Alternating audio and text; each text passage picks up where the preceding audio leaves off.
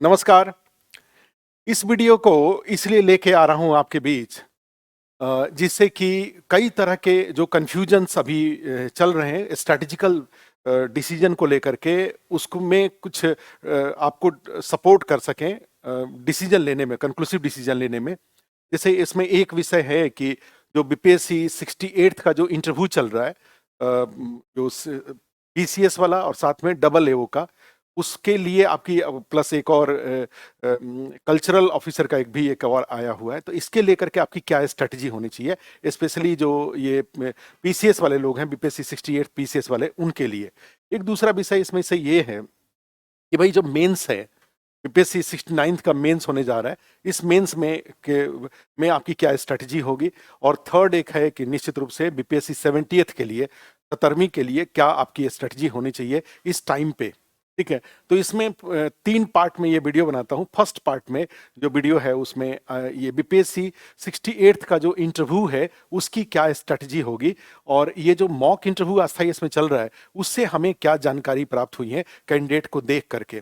ठीक है, तो इसमें मेरा सुझाव यही होगा, जो हमने मॉक इंटरव्यू में जो कैंडिडेट को ऑब्जर्व किया उसको लेकर के, क्योंकि यहाँ पे अभी अस्थायी इसमें जो फर्स्ट इंटरव्यू है, हम लोग जनरली 3 मॉक ऑफर करते हैं अस्थायी इसमें, और 3 मॉक हमें लगता है कि सफिशियंट होता है to groom up a candidate, to shaping up a candidate for actual interview in BPSC.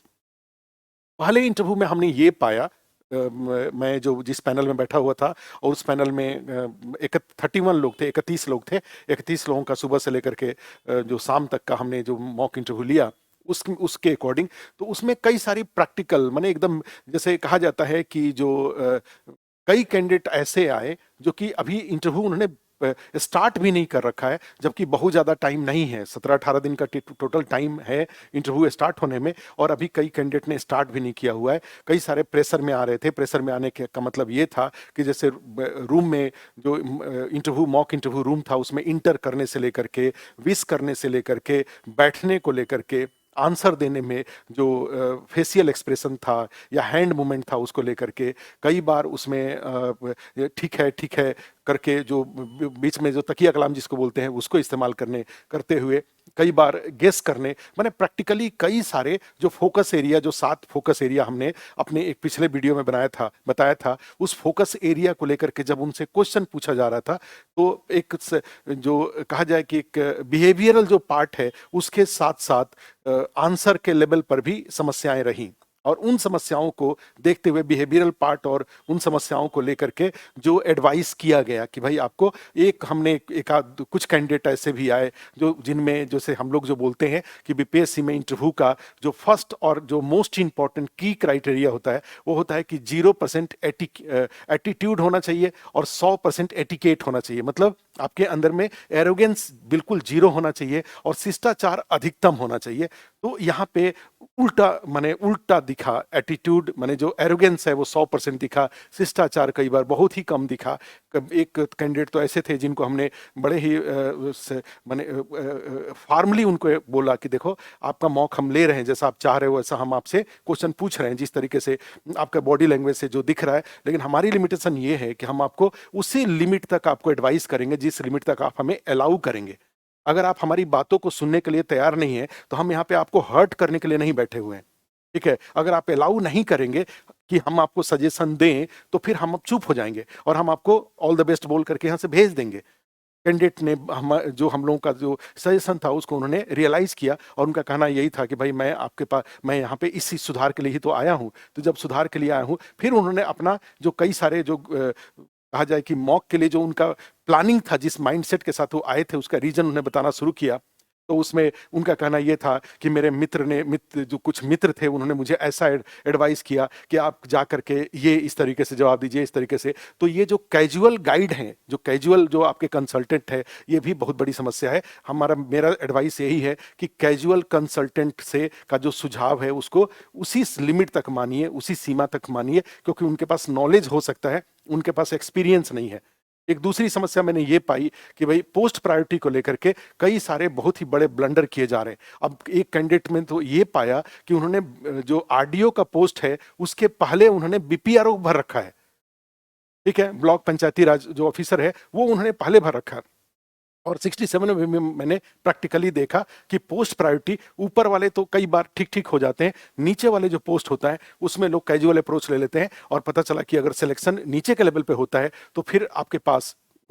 आगे अगर दोबारा सिलेक्शन हो गया हायर पोस्ट पर तब तो बहुत अच्छी बात है, अदरवाइज पूरे जीवन भर के लिए ये एक दिमाग में बना रहेगा कि मैं तो एलिजिबल था बेटर पोस्ट के लिए, लेकिन मुझे जानकारी नहीं थी, या मुझे कई कई सारे कैजुअल जो गाइड थे उन्होंने मुझे जो सुझाव दे दिया और उसके अनुसार मैंने गलती कर लिया, और उस गलती का परिणाम अब आगे पूरे जब तक सेवा में रहेंगे तब तक आपको आपको फील होता रहेगा कि एक छोटी सी गलती ने आपको जो एक अच्छा पोस्ट मिल सकता था, ज्यादा फंक्शनल पोस्ट मिल सकता था। तो फिर मैं यहाँ पे एक सुझाव यही दूंगा कि पोस्ट प्रायोरिटी भरने में आपका एक की क्राइटेरिया जो होना चाहिए वो होना चाहिए अपने नेचर के अकॉर्डिंग। आप अपने नेचर के अकॉर्डिंग, नेचर के अकॉर्डिंग का मतलब होता है, और जनरली ये माना जाता है कि पीसीएस में आदमी या सिविल सर्विसेज में आदमी जाता ही है इन्फोसिस का जॉब छोड़ के, टीसीएस का जॉब छोड़ करके, बड़ी बड़ी कंपनियों में लाखों रुपए सैलरी का जॉब छोड़ करके आप पीसीएस में आते हैं फंक्शनल पोस्ट के लिए। ऐसे पोस्ट के लिए हो सकता है कि कोई पोस्ट लेवल 7 का हो और वो ज्यादा फंक्शनल हो, और लेवल 9 का पोस्ट हो और कम फंक्शनल हो, तो लेवल 9 के बदले आप लेवल 7 को प्राथमिकता देंगे। उसमें ज्यादा लोगों के साथ इंटरेक्ट करने का और ज्यादा लोगों का को लाइफ में चेंज लाने के एक कैटलिस्ट के रूप में आप काम करेंगे। एक कहा जाए कि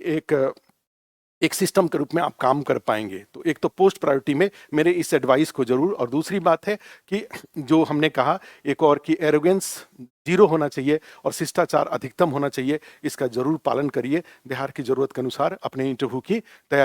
तैयारी जरूर करिए। ये जो आपका ग्रेजुएशन का सब्जेक्ट है, जो पोस्ट ग्रेजुएशन का सब्जेक्ट है, पोस्ट प्रायोरिटी है, या आपका करंट अफेयर्स है, या आपका ऑप्शनल है, या आपका हॉबी है, ये सारी जो बातें हैं, आपका कई सारे हाइपोथेटिकल क्वेश्चन हैं उसमें, तो ये सारी बातें जो कि कोचिंग की तरफ से या आपके जो कोई ऐसे विश्वसनीय व्यक्ति हैं जो आपको लगता है कि आपको सही गाइड कर रहे हैं, तो उनका जरूर उनका सलाह लेते हुए आप आगे की तरफ बढ़िए। आस्था ये इसमें हम लोग निश्चित रूप से उधर 29, 30, 31 को 3 दिन का ऑफलाइन मॉक इंटरव्यू हमने पटना में शेड्यूल कर रखा है। जैसा कि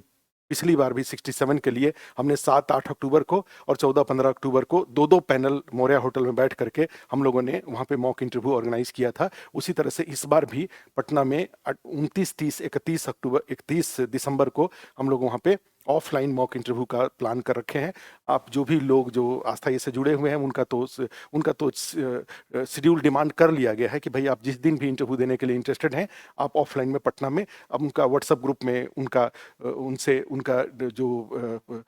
जो विकल्प है वो उनसे मांग लिया गया है, इन्फॉर्मेशन आ चुके हैं, लिस्ट बन रहा है। ठीक है, पटना में ऑफलाइन मॉक इंटरव्यू के लिए। दिल्ली में जो ऑफलाइन और ऑनलाइन का जो मॉक इंटरव्यू है वो ऑलरेडी चलता रहेगा। जो क्लासेज भी हैं कई सारे बीच में, अभी क्लासेज भी ऑलरेडी आएंगे पोस्ट प्रायोरिटी को लेकर के या करंट अफेयर्स वगैरह को लेकर के क्लासेज आएंगे, हॉबी बेस्ड कुछ क्लासेज अभी और आएगा। प्लस जो ये मॉक इंटरव्यू हो रहा है उसका वीडियो एक्सेस। अब इसमें यह था कि हमने 2 पार्ट में देखा। इस बार हमने एक डिसीजन लिया था कि जो 68th का जो मॉक इंटरव्यू होगा वो फ्री ऑफ कॉस्ट, मैंने उसमें कोई चार्ज हम लोग नहीं करते हैं, लेकिन हमने ये देखा कि जो शुरू के मॉक इंटरव्यू के लिए जो लिस्ट जब भेजा गया तो उसमें फिर वही बात है कि फ्री वाली चीज़ों का कोई वैल्यू लोग लोड नहीं लेते हैं। कई बार मॉक इंटरव्यू के लिए शेड्यूल में नाम दे करके और जब इंटरव्यू का टाइम हो रहा है पता चला कि उस टाइम पे गायब हैं, और कॉल करने पे बड़े सारे कहा जाए कि सीरियस, जो कॉल को सीरियसली ना लेना, उसमें कैजुअल बातचीत करना, इस तरह की चीज़ें। तो फिर डिसाइड किया गया कि, और चूंकि मॉक इंटरव्यू कराने में अगर सिंसियर तरीके से मॉक इंटरव्यू कराने में हमारे तरफ से कोई एरर ना रहे, आपके तरफ से आप सीरियसली मॉक इंटरव्यू या जो सिस्टम है उस सिस्टम का बेनिफिट उठाएं, इसके लिए जरूरी है कि बीच में, चूंकि खर्चे इसके बहुत होते हैं, पटना मौर्या होटल में सिस्टम क्रिएट करने का जो मॉक पैनल होता है, होटल का चार्जेज होता है, ये सबके खर्चे बहुत होते हैं। काम आपके लिए हो रहा है, इस फैसिलिटी सारा आपके लिए दिया जा रहा है, तो निश्चित रूप से अगर कुछ आप फाइनेंशियली पार्टिसिपेट करते हैं जो यहाँ से बताया गया है तो निश्चित रूप से आपको भी फायदा होगा, हमारी भी उस सिस्टम के लिए सिंसियरिटी बनी रहेगी। और इस बात को ध्यान में रखते हुए जो आस्था से जुड़े हुए लोग हैं उनके लिए भी, अदरवाइज जो नहीं अभी जुड़े हुए हैं उनके लिए भी, लेकिन अदरवाइज हमारे साथ जुड़ के करिए। अगर आपको लगता है कि खुद से आप कर सकते हैं तो करिए, किसी से राय लेकर के कर सकते हैं तो करिए, इंटरव्यू की तैयारी जरूर करिए, क्योंकि यह जो अंतिम एफर्ट है, इस एफर्ट को अगर गंभीरता से आप लेते हैं, करते हैं, तो निश्चित रूप से पीछे का जो ट्रैक है उसमें यही होता है कि कटअप पर भी क्वालिफाई किए हैं और 80 से 85 नंबर, 85 ने 85 मार्क्स अगर आ जाता है तो कटअप पर क्वालिफाई करने के बावजूद रैंक आ जाता है। अर्थात मेंस चाहे जैसा भी गया है, आपको नहीं पता है कि मेंस आपका कैसा मार्क्स आपको मिला है, जो अभी हाथ में आपके है वो इंटरव्यू है। और इंटरव्यू में अगर अपनी तरफ से बेस्ट परफॉर्म करके भी फिर इस लेवल से भी आप अपने लिए रिजल्ट निकाल सकते हैं। मेंस में अगर कट ऑफ से ऊपर होंगे और इंटरव्यू अच्छा जाएगा तो निश्चित रूप से रैंक आएगा, लेकिन मेंस में अगर कट ऑफ के आसपास हैं और फिर इंटरव्यू अगर अच्छा चला जाता है तो सिलेक्शन जरूर हो जाएगा। तो इस बात को ध्यान में रखते हुए, या 68th में थोड़े बहुत जरूर आगे पीछे हुआ था ओबीसी के लिए, ईबीसी के लिए, कि इंटरव्यू के मार्क्स की जरूरत थोड़ी ज्यादा पड़ी थी कटअप पर क्वालिफाई करने के लिए, लेकिन फिर भी जनरल कैटेगरी के लिए था कि कटअप पर भी जनरल कैटेगरी का कोई कैंडिडेट अगर क्वालिफाई किया है और उनको 85 मार्क्स आ गया तो उनका लिस्ट में नाम आ गया था। इस बात को ध्यान में रखते हुए मेरा जो 68th का जो इंटरव्यू देने वाले लोग हैं उनके लिए एडवाइस यही है कि वो इंटरव्यू को सीरियसली लें, और जो भी सुझाव एक्सपर्ट्स के द्वारा सुझाव दिया जा रहा है, आपके सीनियर जो ब्यूरोक्रेट्स हैं उनके द्वारा सुझाव दिया जा रहा है, ऑनलाइन में, ऑफलाइन में, आस्था IAS में, वो प्लस मॉक इंटरव्यू जरूर दीजिए। मॉक इंटरव्यू फिर वही बात है, कैजुअल गाइड के साथ मत दीजिए। वो कई बार ऐसी भी दिक्कत आती है कि मॉक इंटरव्यू में जो पैनल के लोग हैं वो अपनी पर्सनालिटी आप पर थोपना चाहते हैं। आपके पर्सनालिटी को अब पता चला कि 15 दिन में चेंज नहीं किया जा सकता, जो है वही रहेगा। हाँ, ये जरूर है कि दाढ़ी बढ़ा है तो उसको सेप करने का सुझाव हम दे सकते हैं, बोलने में कहीं गड़बड़ी है तो उसको ठीक करने का सुझाव दे सकते हैं, माने सेपिंग अप हो सकता है, मेकिंग अप नहीं हो सकता। तो ऐसे जगह पे मॉक इंटरव्यू देने की जरूरत नहीं है, जहां पे पता चला कि यूपीएससी के पैटर्न पे आपका इंटरव्यू लिया जा रहा है, क्योंकि बीपीएससी का इंटरव्यू यूपीएससी के पैटर्न के लाए पैटर्न पर नहीं होता है, उसकी अलग डिमांड है। उस डिमांड के अकॉर्डिंग अब प्लस किसी गाइड के द्वारा अगर आपके ऊपर अपनी पर्सनालिटी इंपोज की जा रही है तो आप उसको समझिए और उनके पर्सनालिटी को अपने ऊपर ओढ़िए मत। आप अपनी ओरिजिनलिटी को बनाए रखिए, उसमें कहीं कुछ अगर एरर आ रहा है या जो पोस्ट की जरूरत है, इंटरव्यू की जरूरत है, उसके अनुसार अपने आप को थोड़े बहुत रिफॉर्म करिए, चेंज करने की कोशिश मत करिए। अदरवाइज एक ऐसा बीच में पता चला कि जो है उसके लेकर के भी कॉन्फिडेंस लूज कर देंगे और प्रेशर में आ जाएंगे, और प्रेशर में आना उचित नहीं है। तो आज के लिए इतना ही। फिर नेक्स्ट वीडियो जो सेकंड वीडियो है उसमें मैं दोबारा मिलता हूं। ठीक है, सेकंड वीडियो हमारा है कि बीपीएससी 68 और बीपीएससी 69 के मेंस के का जो रिजल्ट है, इस जो एग्जाम है, इस एग्जाम के बीच में कैसे तालमेल बनाए। पहले भी मैंने बता रखा है, लेकिन फिर भी 2-3 मिनट का एक वीडियो जरूर इसमें बताएंगे। Thank you.